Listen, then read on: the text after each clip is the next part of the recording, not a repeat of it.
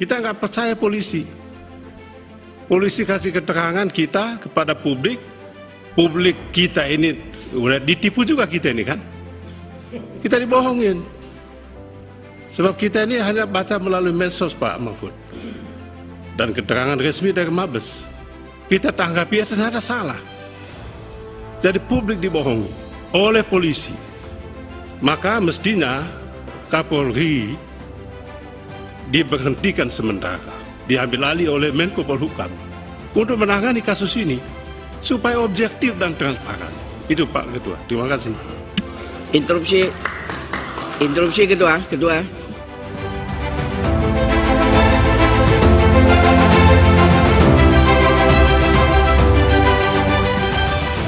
Ini tadi berkaitan juga dengan yang sudah disampaikan oleh Mas Alwi, justru lebih galak yang utang gitu ya. Artinya ini bahkan sampai digugat karena melakukan podcast. Ini kan artinya juga bahkan untuk kebebasan berpendapat, padahal itu fakta, tapi ternyata dipermasalahkan. Berkaitan dengan kebebasan berpendapat ini juga, sudah ada yang mungkin bisa curhat juga terkait dengan kebebasan berpendapat, tapi kemudian sepertinya menemui kendala gitu ya. Ini sudah hadir langsung YouTuber, content creator yang kemudian ya karena bisa dibilang sangat kritis dan juga vokal, tapi ternyata banyak yang mungkin tidak senang, tapi jadi terbatas nih. Mungkin Babe Aldo bisa sharing seperti apa sih yang dihadapi selama ini? Alhamdulillah, terima kasih semuanya, Colvin dan semua yang hadir di majelis, Alwi dan moderator. Ya, jadi saya mau awali tentang keadilan ya. Sebetulnya aparat penegak hukum itu ada polisi, jaksa, pengadilan, hakim, dan juga lawyer. Ada yang kelima mestinya, YouTuber gitu. Mengawal juga soalnya ya. Karena kita udah nggak bisa lagi berharap sama media mainstream gitu. Berbicara tentang rekayasa ini luar biasa mereka. Mereka adalah pejabat-pejabat yang dulu mungkin kuliahnya sutradara sebenarnya. Jadi mereka main skenario itu, rekayasa itu rapi banget gitu. Dari mulai kepolisiannya direkayasa, jaksanya direkayasa, pengadilannya direkayasa, kameramennya direkayasa, sampai CCTV direkayasa. Jadi ini pentingnya adanya influencer, ada YouTuber. Dan sayangnya di Indonesia ya, menjadi influencer yang lurus itu agak susah gitu. Kenapa tuh? Karena dibatasi oleh Kominfo. Ya, jadi saya Instagram itu udah puluhan akun, naik 30.000 banned. Cuma nampilin apa? Habib Rizik lagi makan, lagi ngopi. Nggak ada caption. Sampai nyoba kagak pakai caption. Di band juga? Disekat. Total ada berapa di band? Puluhan, males ngitung hampir. Iya, Instagram, TikTok, begitu, Facebook, dan semua yang berbasis Meta ya. Yang berbasis Meta, Instagram, Facebook, TikTok. Saya sampai males bikin TikTok udah. Mas, tapi video saya banyak aja di situ. Ya, jadi artinya kebebasan berpendapat ini di Indonesia udah nol. Sementara ini ada agenda besar, berarti ini penjajahan besar. Sementara akun-akun yang menyebarkan berita-berita yang nggak penting gitu, kayak apa tuh, minta maaf ini nanti dibilang gua mau pansos, kagak. SCBD banyaknya anak-anak yang di jalan begitu dibiarin. Citaya Fashion Week. Ya, gitu. Ya itu kan nggak penting banget, joget-joget ngapain, ada anak-anak pakai baju, itu baju salah cetak, gua nggak paham juga kenapa begitu ya. Baju salah cetak tuh yang mana itu, Bang? Ya kadang-kadang kan sininya panjang, sininya pendek, terus ada ini nggak jelas gitu ya. Itu menurut mereka fashion, boleh aja. Maksud gue berikanlah keadilan dalam kebebasan berpendapat gitu. Sementara juga kita lihat ada influencer yang kami sering menyebutnya buzzer gitu. Ya akunnya aman-aman aja. Kalau yang nampilkan Habib Rizik dari kita itu di banned. Tapi kalau ada yang nampilin Habib Rizik dari mereka dengan menghina, aman. Sama-sama Habib Rizik nih. Ini contoh kasus aja. Sama-sama Habib Rizik, sama-sama HBS, sama-sama kegiatan yang Islam. Ini bukan tentang keagamaan. Kenapa Islam sering disorot? Saya sadar. sebagai belajar juga saya tentang civil society, karena memang mayoritas di sini, jadi wajar aja kelihatan tampak jelas gitu. Tapi saya yakin permasalahan ini juga menimpa ke seluruh semuanya. Ini akhirnya kan sekarang kita merasakan semua. Brigadir J ini siapa? Rakyat umum, bukan? Dia aparat, sedang bertugas, ajudan. Artinya dia itu orang dekatnya Sambo, emang deket banget, ajudan. Dia tahu tuh rahasia Sambo, dia tahu jadwal Sambo. Itu disikat. Jadi wajar aja kalau yang paling dekat aja disikat, apalagi yang jauh kan gitu. Iya, jadi itu kalau Muslim yang kena, saya sering bilang kepada saudara-saudara saya Muslim, kita sering dipropaganda gitu untuk bermusuhan dengan agama lain, dengan suku lain. Itu minta maaf, jangan lagi begitu. Saya udah nggak mau lagi. Propaganda maksudnya? Ya, cebong kampret. Ya, itu propaganda perpecahan buat gue. Ya, itu propaganda perpecahan. Ini nggak ada cebong kampret sebenarnya, dan itu influencer yang dibayar loh itu. Itu influencer yang dibayar, dan akun-akun mereka seperti ternak akun. Ya, saya memperhatikan itu di Twitter, umpamanya ada salah satu buzzer yang nge-tweet begini, itu akun-akun bodong otomatis auto viral itu. Akun-akun bodong ini tujuannya apa? Siapa yang membuat? Kalau berdasarkan analisa Babe? Ya, kita ini bukan orang bodoh gitu ya, menuduh nggak boleh, tapi kan udah terlalu banyak kasus nih, kayak saya udah terlalu banyak kasus. Ya, ini saya ambil contoh satu deh. Ada salah satu calon presiden bikin sebuah cuitan tentang promosi diri. Gila, itu langsung viral dia. Hashtagnya dia langsung viral. Begitu saya cek yang bikin viral yang itu ya komentar 0 follower, 1 follower, 0 follower, kompak kalimatnya sama. Nah itu kan kalau nggak dibuat canggih amat ya. Tapi influencer sekarang sering juga beli followers. Nah itu kalau masih itu sih masih mending ya. Cuman di sini adalah yang paling urgent adalah, saya ingat saya kemarin untung saya ngefans banget sama Ko Alvin, karena saya sama Ko Alvin ini saya ngerasa dapat teman baik gitu. Kenapa? Muka gua Arab, muka dia Cina, kita sama-sama ngomong Indonesia kan. Indonesia banget Indonesia gitu ya? banget gitu. Jadi bisa jadi simbol Bhinneka Tunggal Ika gitu, ya kan? Sampai gua memanggil dia Wan Alvin gitu. Gua jadi Koko Babe. Ya. Kemarin dia ngomong ada satu poin penting gitu, penting banget, dan itu benar banget. Apa? Kita bisa proses hukum kita dijalankan oleh pihak kepolisian. Nomor 1 uang, kata Ko Alvin, saya masih ingat banget itu. Nomor 2 adalah dekat dengan pejabat. Nomor 3 adalah viral. Nah itu tugas gue dan tuh. Nah ayo gue ngajak semua nih yang berkompeten di bidangnya, Ko Alvin di bidang hukum, Bang Ajis, terus Ko Alwi dan semuanya bapak-bapak, dan saya berharap ada tokoh-tokoh lain yang akan bergabung dalam pergerakan ini. Kita perlu gerakan yang memang nggak cuma satu kelompok, nggak bisa. Kalau cuma satu, mereka sudah mengakar, ini rekayasa ini sudah mengakar. Tadi Bang Ajis bilang ada 600 kasus rekayasa. Jadi mereka ala bisa karena biasa gitu.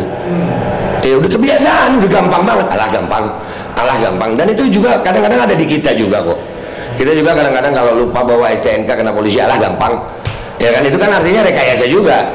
Dan itu ternyata sampai sekarang kok itu gue mengalami banget. Gue kan aktivis di bidang, salah satu juga di bidang kemanusiaan masalah pandemi ini.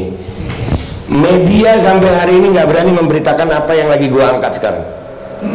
Ya, kami sedang menggugat presiden masalah mandatori vaksin. Nggak ada satupun media yang berani ngangkat. Padahal gugatannya presiden, menteri kesehatan, Menkominfo, ya menteri perhubungan, menteri dalam negeri. Ini kasus besar ini. Dan ini bukan untuk satu kelompok aja, bukan kelompok politik, bukan kelompok agama, bukan kelompok ras, se-Indonesia.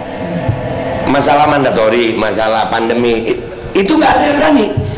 Dan yang lebih ngeselinnya lagi, 2 channel udah hilang saya. Hilang channel. Kalau hilang video udah terlalu sering gue, 200 lebih hilang video.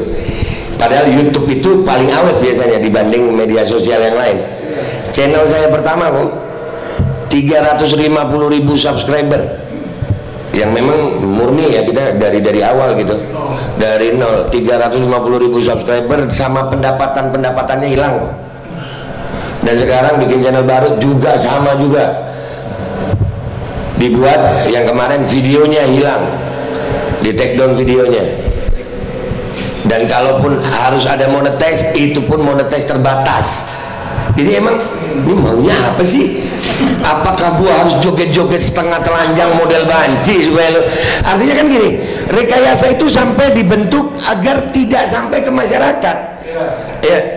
Sementara nggak semua rakyat Indonesia itu bisa berbicara dengan bahasa kita begini kok. Minta maaf nih, rakyat Indonesia nggak semuanya punya pemikiran yang bisa memahami bahasa hukum. Nggak semuanya bisa memahami bahasa kayak Alvin, kayak Rocky Gerung. Susah, kita aja mikir berapa kali kadang-kadang. Nah sementara lebih banyak orang miskin dan nggak belajarnya di Indonesia dibanding orang yang memang berpendidikan.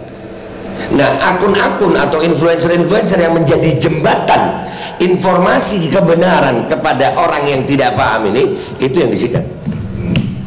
Jadi akhirnya rakyat sampai udah nggak percaya.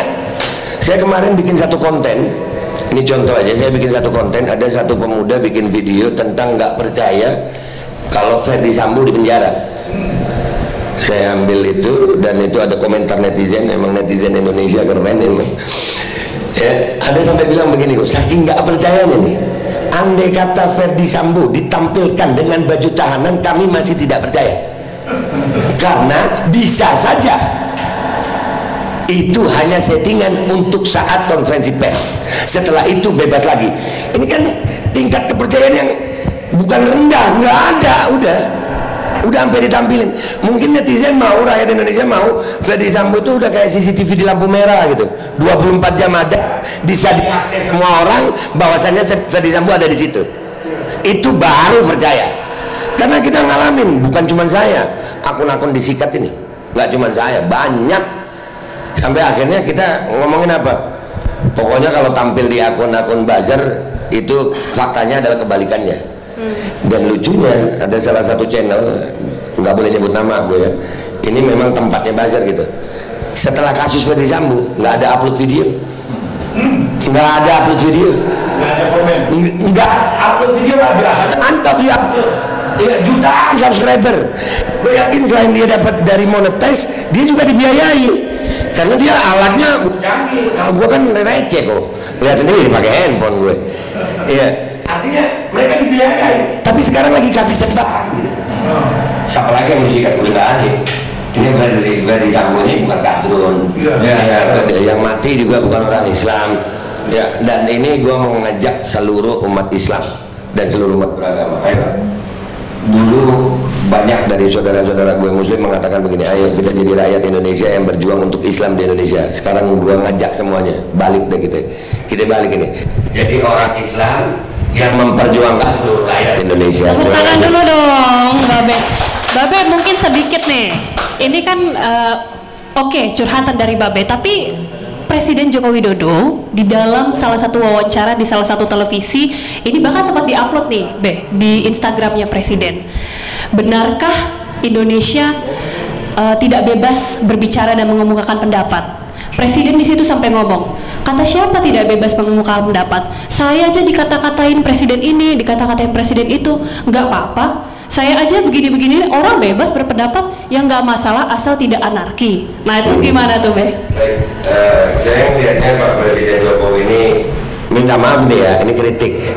Ya Pak Presidennya baik sebenarnya, cuma di bawahnya kadang.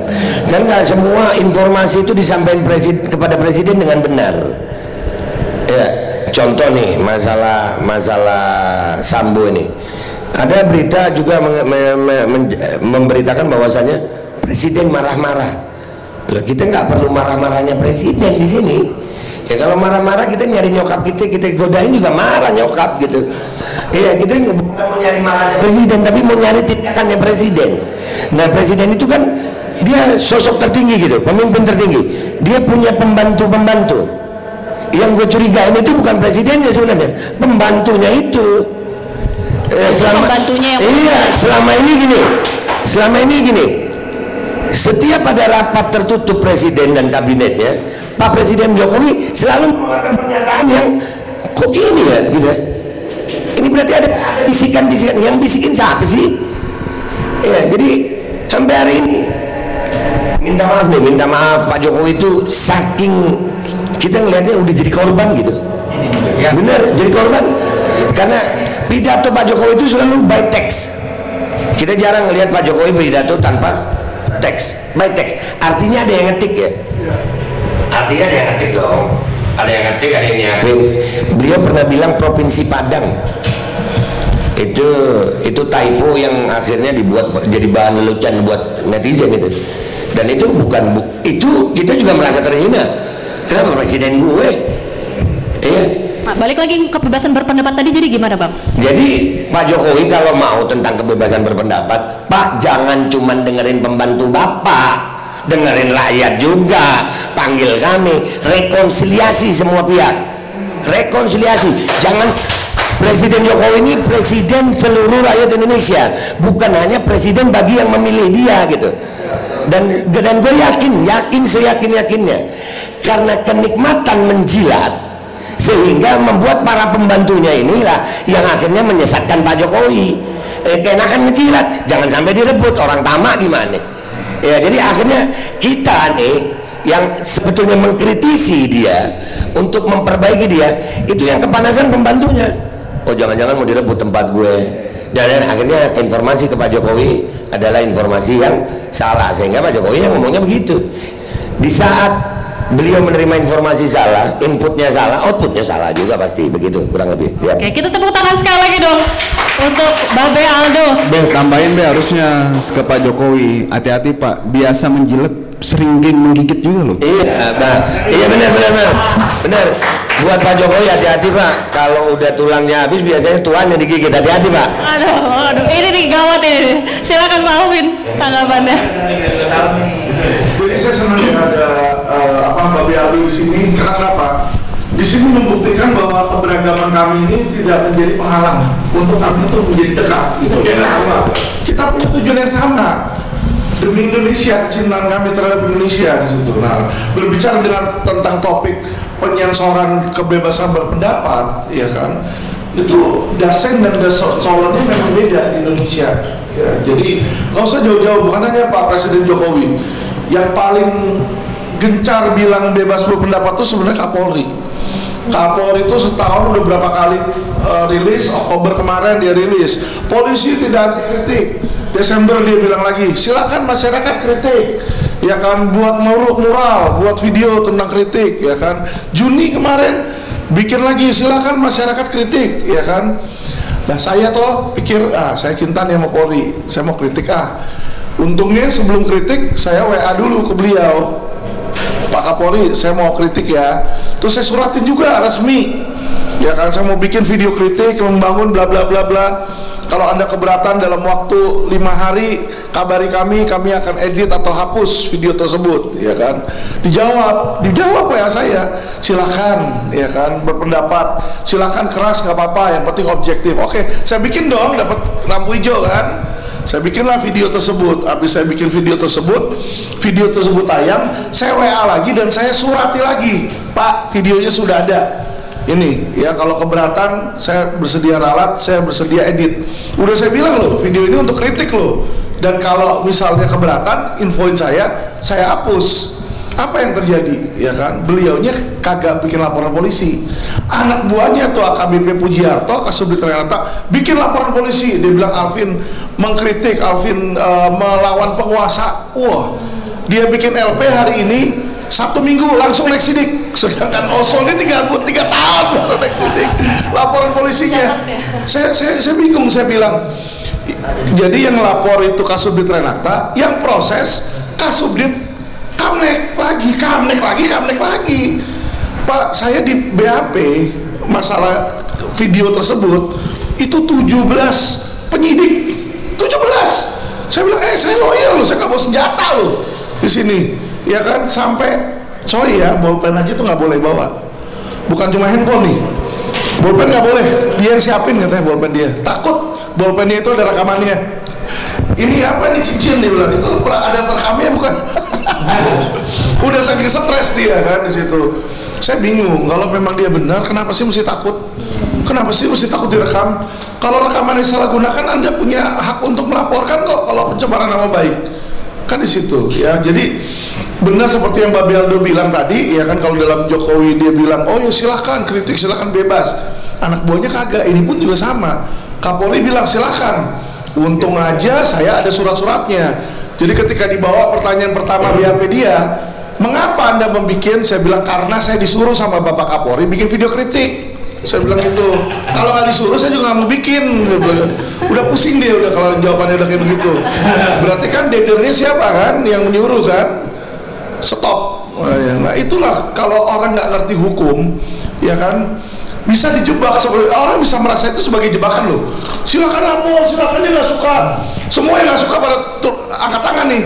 Ternyata tiba-tiba yang nggak suka keluar ditembak mati semua kan, menyisihkan, itu bahaya di situ ya. Oke, terima kasih Pak Alvin dan juga Babe tentunya yang tadi sudah mengemukakan bagaimana sih sebenarnya darurat kebebasan berpendapat, tapi tentunya masih besar harapan kita ya sebagai masyarakat Indonesia, tentunya ini bisa teratasi. Kepercayaan atas kinerja Polri kian hari semakin berkurang.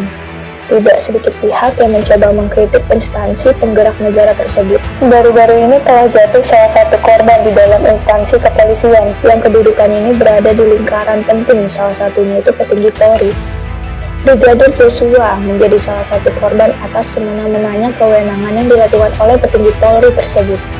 Dari fitnah yang disebarkan di muka publik, hingga rekayasa pembunuhan yang dialaminya ditujukan untuk menutupi dan menghilangkan fakta dan boroknya pihak-pihak terkait. Tidak hanya itu, bila kita telusuri lebih dalam dan kilas balik kasus penembakan 6 anggota FPI di Tol Cikampek ternyata patut dipertanyakan kebenarannya. Hal ini penting untuk selalu diingat karena terdapat tokoh yang sama dalam penanganan kasus ini, yakni ex-Kadif Propam Fedy Sambo yang kini statusnya menjadi tersangka dari tindak pidana pembunuhan berencana Brigadir Joshua. Bahkan ex-Kadif Propam tersebut juga ada di balik penyelesaian kasus kebakaran Kejagung tempo hari. Banyak pertanyaan besar yang muncul atas kejadian tersebut, dari dugaan puntung rokok yang menyebabkan kebakaran hingga pihak-pihak yang akhirnya disangkakan atas akibat kebakaran tersebut. Kejadian kebakaran Kejagung ini banyak dikaitkan dengan kasus penyiraman air keras ke salah satu ex-penyidik KPK, yakni Novel Baswedan, oleh banyak pihak yang bertanya-tanya. Banyaknya proses penyidikan yang ditutup-tutupi dan menimbulkan asumsi yang kusut ini membuat masyarakat semakin mempertanyakan kualitas dan integritas Polri sebagai salah satu instansi penegak keadilan.